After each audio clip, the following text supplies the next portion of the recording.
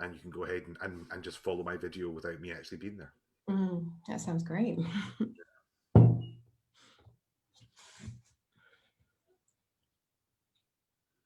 Oh, I don't think we can hear you now. No, we can't hear you. We should be live now. Oh, maybe you would. Yeah. It says we're live. Perfect. Perfect. I'll just check. All right. Thank you very much for joining us. So back again on a Tuesday night without a glass of wine this time, because I'm back to work, fortunately. Yeah, I do wish we did this on a Friday night sometimes.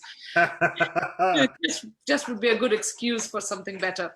So so every other Tuesday night we discuss mental health, and the idea is mental health awareness.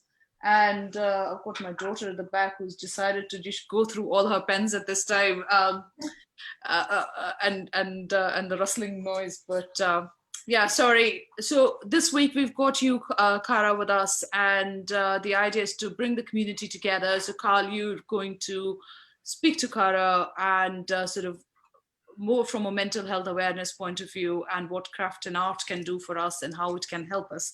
So thank you for joining us. Cara, this is your first live with Karl. Karl, you've had these couple of these sessions before, so brilliant. We know what the format is, so let's get going. In that case, I'll go on mute and I'll wave my arms 5 minutes before, and keep an eye on the questions for you guys as well.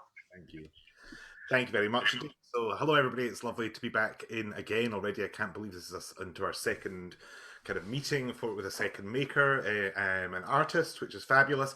So tonight is about mental health, or mental well-being, as some of us would prefer to call it, I think, and being creative, and how they can work hand in hand, and how often they do work very much hand in hand, and how actually mental well-being or mental health can have a really positive impact on a creative and a creative's business, despite what people might think.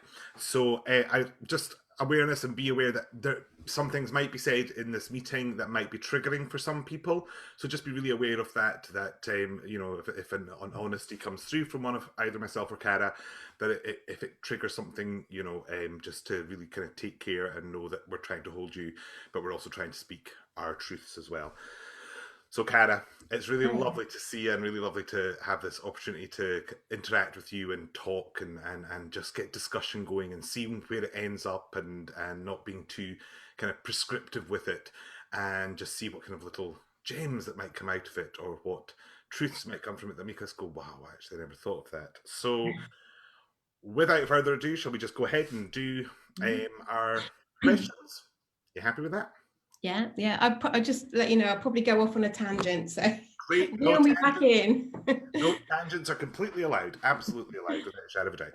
So I'm just using the same questions just now with the next few makers that I've been doing, that I did with Naomi last time, because I actually, you know, there are so many ways you can ask different questions, but I think it's important, you know, that we kind of have some sort of level playing field that we're working on as well.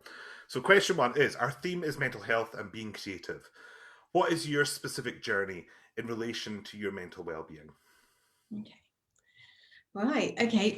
So for me, I feel that it's more of a holistic sort of issue, that you don't have a physical issue without a mental, you know, like it's not just like physical up to here and then you've got your mental issue. See, I'm a nurse. I did pay attention at college. Oh.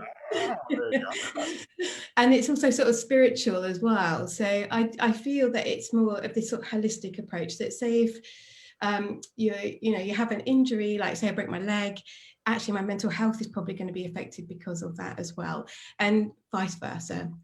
So I think of it as a holistic issue, you know, with your body. One bit's affected, another part is likely to be as well. I think what I'll do is I'll just start back. I mean, I just sort of mentioned that I was a nurse, so I'll just whiz back and give you a little bit of background. So I've been, I worked as a nurse for 22 years. So I've done my time. Yeah. Yeah. And my first sort of job was in A&E. So it was sort of acute nursing. And then I moved into community nursing, things like health visiting, district nursing, public health, then went into safeguarding children, then ended up in a job that was leading a county-wide service for vulnerable young people and their children, their babies. So it was quite a stressful job in leadership and management and safeguarding. So that took a lot out of me. And I'm quite an introvert anyway. And having to be this leader, this manager all the time was actually really exhausting.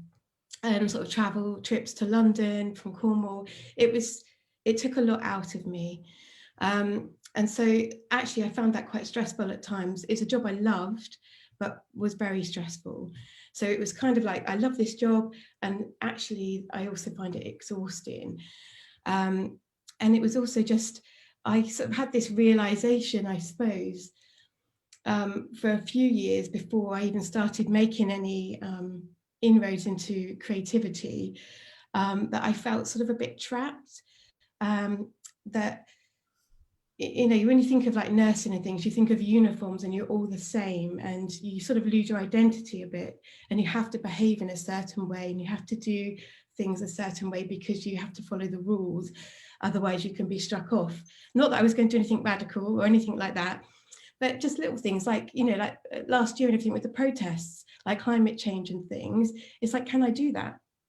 Would I be able to do that? What happens if I get arrested? What does that mean? And I didn't actually go protesting, but if I wanted to, you know, it holds you back with some of those decisions that you do. And if I wanted a tattoo across my face, I probably wouldn't be allowed to. Just lots of things like that. You know, you just feel that actually you have to conform and be a certain person. The simple things like nail varnish off on a Sunday night, stud earrings. I might want to wear big, huge hoops. Lots of little things like that. Was it the same for you in I hear it, yeah, teaching? completely, actually, because obviously having worked in education for 20 years, so also having pretty much served my time. And it happened in the earliest days. It happened in my teacher training days, where I went to a private school on placement, and I was pulled up by the head teacher at the school at the front door as the children went out, saying the eyebrow piercing had to go, the ear piercing had to go, the rings on my fingers had to go, and the stuff around my wrist had to go. None of it offensive, but it was just that controlling situation. And then actually, laterally in my last job, my head teacher hauled me up about wearing shorts in school, dress shorts, and really nice shoes and a really nice shirt, but how she felt very uncomfortable with it. Now, you know, I worked no, I can't say where I worked, so I can't tell you that. I'm not going to, that's not fair. But I just remember that time thinking, God, I'm not allowed to be myself. And actually, you know, I challenged them and said, I think this may be homophobia. And if not, you know, it's definitely sexist.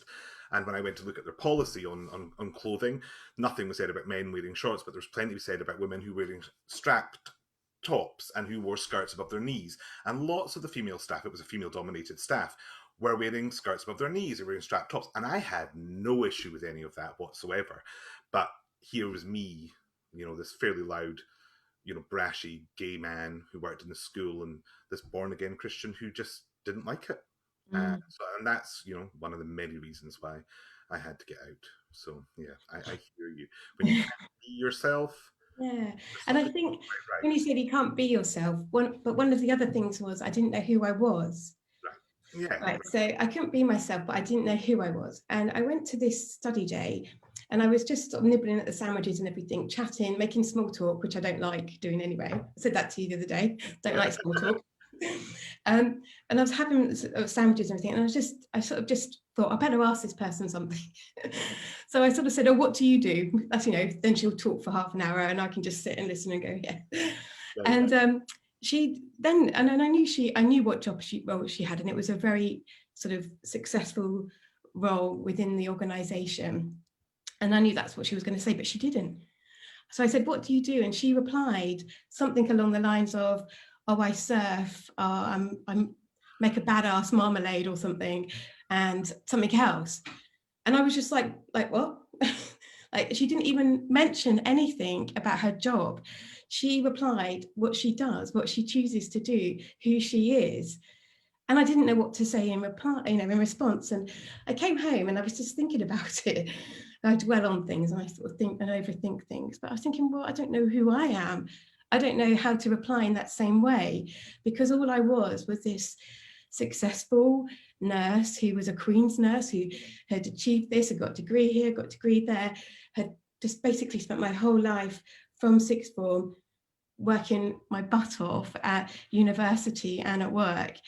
And that was my life, that was me. And I was just thinking, I don't know, if I died, what would they say at my funeral? Like, oh, she was a great nurse, she was brilliant, and then that was it. Which is a beautiful thing. I mean, that's a very beautiful thing to have been told she was a great nurse. I mean, my goodness, the people that you must have touched at that time.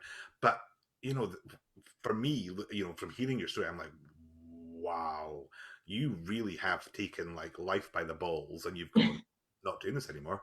I need to find out who I am, and I take my hat off to you, because that's so brave. So well done. Well, I was thinking earlier, just before I came on, I was thinking that there was one day, so I'd had these sort of thoughts going on for ages, like, I need to find out who I am, how do I do this? But the only thing I knew was this structured format to life, from school to college, university, to organizations. That was my life. My spare time, I studied, I did other degrees. Wow. That was my life. Like, I was trying to be successful. But I'd completely misunderstood what success was.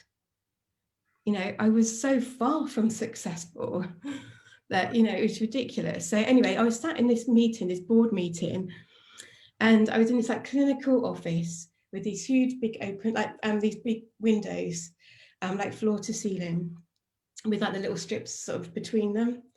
And I sat there, and it was really kind of dark. It was a summer's day, but inside it was quite dark, and outside was lovely and sunny.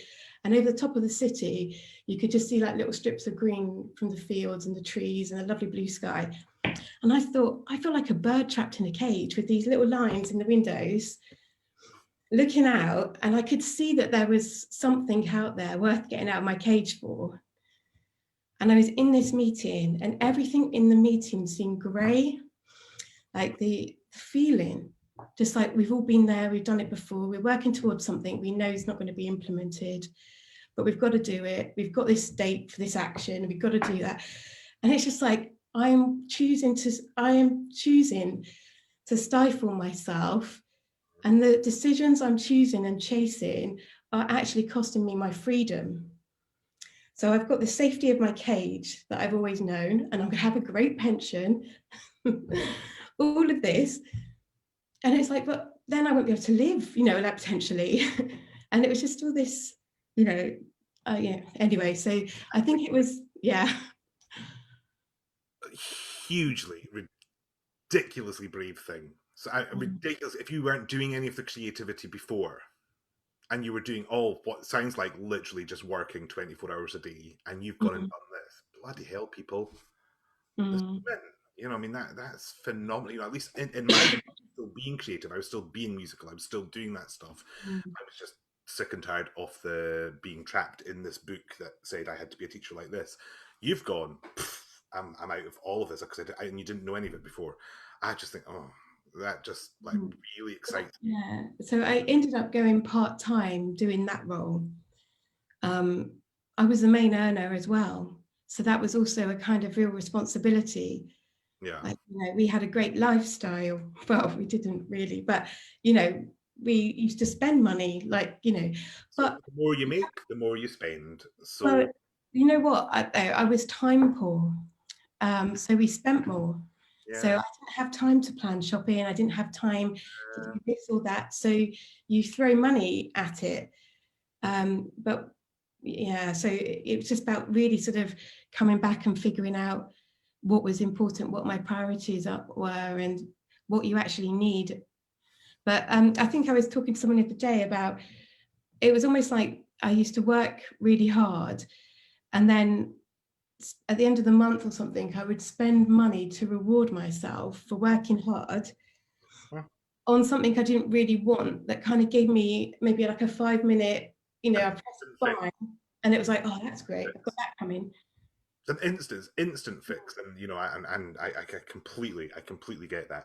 I completely get that, and that's a whole other story that I could tell you in terms of my stuff. But let's go on, and we'll go on to the next journey, which is about this kind of like this journey that you've been on, and it clearly has an impact on you now as the creative person that you are. How would you say it has impacted on your business, or your current business, both good and bad? Um, well, I mean, I suppose it was a journey for me.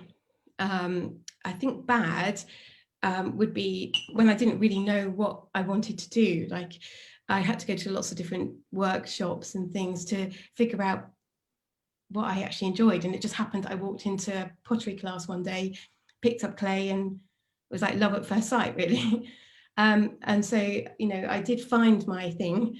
Um, but yeah, so I think at the beginning I was trying to work part-time and trying to be creative and try and sell to friends and family initially. And I thought in my head, if I could just sell enough to kind of match that wage, then I could take that leap. But because I didn't have the resources, like physically, mentally, to actually do both well, that didn't work. So yeah, so that would be my bad sort of thing. But then I suppose on the positive side, this has just been amazing. I'm able to live an authentic life, a simple, gentle, slow life. I've got a medical issue with my breathing where I have to have an operation like every year, so I can actually breathe and talk properly. So actually, when like during lockdown in the summer, I was at a really bad point because I was overdue my operation, so I could hardly breathe, and I wouldn't be able to talk like a full sentence without gasping. So for me, I was so productive during that time. So it just goes to show if you're in the right job and you can control your day and you're not working towards like working around a structured day where you've got to be there at this time, be there at that time. If I need an afternoon sleep for an hour, I can. If I need a slow morning start, I can. If I have a burst of energy in the evening, I go into the studio and work then. So the flexibility to listen to my body and my natural rhythm, and actually embrace that and not try and fight against it. Whereas when you're working in a job that you have to do that, it makes you iller, makes Yeah, you worse. So yeah. actually, at my worst in the summer, I was actually my most productive I've been in ages. Um, yeah, so it's just, yeah, so it's enabled me to live a life true to myself, really, gentle and just Wonderful. flowing. And so the true to yourself thing is the thing that just completely rings through to me. And you talk about having more control over your life. Do you know my biggest problem and the worst thing that I had, especially at the beginning of my business, was I had too much control. So I could control what I was doing so much that I could control it to be bad as well as it being good. So sometimes I could shoot myself in the foot, or I would do a self-fulfilling prophecy with my control, because I'd take on a project and go, well, that's probably not going to work, or I'm not good enough for that. And then actually I would enact it out, that I would eventually be like, ha, told you, I'm not good enough. Ha, can't do that, must not do that again. When actually the reality in it was that actually the thing that I took on was probably something I didn't want to do in the first place. So why did I take it on in the first place? Why did I actually go, yeah, I'm going to do that? When actually in my heart of hearts, I knew that is not an area I want to be in. So I'm just not going to do it. And I'm part of a fellowship. Unfortunately, I've had addiction issues in my life, mine mostly relating to food. And I'm part of a fellowship that has taught me about just letting go and releasing control. And you know something, especially in the last 18 months that I've been part of that fellowship, I have managed to massively let go of myself controlling my life. And my life is vastly different because of it, because what's coming in now is enough. I'm getting enough in everything that I have, enough in the way that I eat, enough in the way that I make money to survive, and all of these things. And that comes from being free and from being self-employed as well. I don't think if I was still in school, if I was still working in schools, I wouldn't have given up control.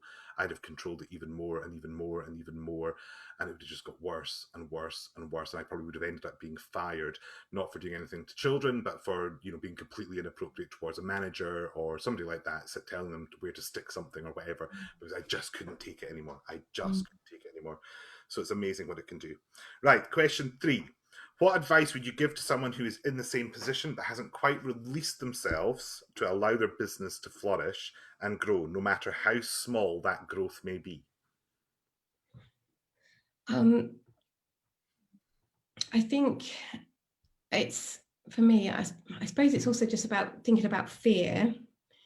When I think about that bird in a cage, it's that balancing on the edge. Like, do I make that? Do I try to fly? If I go, because when I stepped down from my part-time job as in management, I then went to take on a basic nursing job, because I was too scared to let it go at that point. So it was kind of like I wasn't quite ready just to chuck nursing away, because that's all I knew. It was my safety net, it was my cage, and it looked after me, it protected me. And so there was a bit of that, but I think it's about just embracing the fear in a way and riding it. And fear is a normal feeling, scary, but actually it's normal. And what is life without a little bit of that? Yeah. I wonder whether people fear feelings. So actually, to have every feeling in life is actually really important. So to feel anger, sadness, fear, happiness, joy, love, hate, all the opposites of everything else, and then all of the bits that come in between these two major opposites are actually really important things for people to feel and to acknowledge and to allow them to pass through themselves, because from there you can then how you act on them is really important. So you can feel them, but you don't need to act or react to them in the ways that you may have done when they've come as a bit of a shock to you. And so you can never be a good person 100% of the time, because if you are saying I'm always good and I always do good things and I'm always very kind to everybody and I'm always this to everybody, and you're not acknowledging that sometimes you can be a bit of an arse, or you can be a bit rude, or you can be a bit angry or a wee bit sad, then actually you're not really feeling anything, because you're pretending. It's a pretense. And I think that's a huge thing in your business, is that people often remove themselves. And I find this with people who are professionals, who go, my personal life and my professional life are completely separate. And that's absolutely fine. But the chances are, me as a customer won't trust you if I don't know who you are, or have some sort of insight as to who you are personally as well. If you just give me this front that is a work front, I'm going to walk right off in the opposite direction, because I'm not going to believe in what you are doing. So there has to be a ground, I think, somewhere in between. And that's why I think a lot of people who are creatives often are also really personable people, because it's your creativity is your ceramics are not just here's a pot and here's what I made and I'm going to do the same one every single time. It's not. It's about a bit about your soul and a bit about your body. Yeah, and it's about allowing that for you to be in, part of what your business is. And if you can allow that to come into your business, then maybe you can get over the fear of your business, or the fear of the things that you need to do for business. And the other one thing that I would say that I think is a really important thing for doing is, if you're making stuff, if you are a maker or you're an artist, it's not about having 100 different things to sell. If you have one product and you've got a product and it's ready, get it up there, get it out there, and start selling it. Because when you get the first sale, you get a buzz. Careful, it's not an addictive buzz, but you get the buzz. And then that gives you that movement to just start moving forward. So it doesn't matter how little you have done. I think also for me, I think it's about trusting your intuition as well. Like knowing when you don't feel right somewhere, or you don't belong somewhere, and what actually that means. Yeah. So you try to fight it, you try to fit in, you try to conform, but actually what message are you being given, and what does that mean, as to how you move forward? And I think the other really important thing is going right back to my first job in A&E. It's just that lesson of life is precious. You have one shot and you don't know from 1 second to the next, when that's it. Yeah, and that's it. Well, and especially this year, 2020, if anything has taught us, whoa, you don't know when that's going to come. And I can hand on heart definitely say that, you know, there's not a moment of my life I regret. Even in the time that I did do the corporate and tried to toe the line and all of that, I still really appreciate it because I learned a hell of a lot about myself. But I know that if I died tomorrow, I've lived a life. I've lived a good life. I've taken risks. I've done loads of really lovely things, and I've tried my bloody hardest to be who I needed to be. And if people like that, that's great. If people don't like that, I can't change that. Thank you. I can't change that if people don't like that, and I don't need to change that if people don't like that. No. I just don't need to, because that's not me being authentic to me. So yeah. So wow. Fantastic. Thank you very much for your insight and for talking with us. And do we have any questions? We've got one question. I've got I've got a couple of people who just left comments, but so I think the question here, I think Cara, this is for you. How did those around you react to your decision when you decided to leave your safety net, as you said, and move across to crafting? How did you really transition, I suppose, in practical sense as well as emotionally? Well, it just happened. It was just going to be like that. And as I say, that, you know, practically our finances were in a completely different situation, but we've got more money than we've ever had because we live differently. You know, we give to charity every month. You know, we're you know, we don't have, you know, if you'd asked me how we would have coped years ago, I would have like, we couldn't do that, but we make different choices, and you know, we are managing well. People around me, my husband, my God, he's just been amazing. He has been incredible because he supported me every single step of the way, and has just been very much like, you know, listen to your heart, follow, you know, you've got to follow it. We'll sort this out, we'll get through it, it'll be better in the morning, you know, we just you know, so we've just got through it together. We've just, and it's just meant to be, I think. Can I just share something with you? 2017, I wrote a little list of my little goals. I'm not going to, well, I won't read them all out, but I wrote down, and I'd only been to like one pottery lesson or something, but I'd written down my aims were to start a pottery and ceramics business. I mean, like, I'd literally gone and made a pinch pot. To make a studio for my crafts. I love the way that came after the fact I'd got a business. To work less hours for an employer, to earn money from being creative, to continue to be able to financially support myself, to be less anxious and stressed, and to be with nature more. And I'm there, 2020. Wow. So, I mean, 3 years, that's phenomenal. I just said that I'm, you know, I'm willing and able to choose my own path, and I'm committed to experiencing life as my true self. And I keep this with me all the time. To be there in 3 years is phenomenal. It's phenomenal. And, you know, they talk about when you start up a business that it takes 3 years to kind of really begin to reap the benefits from it.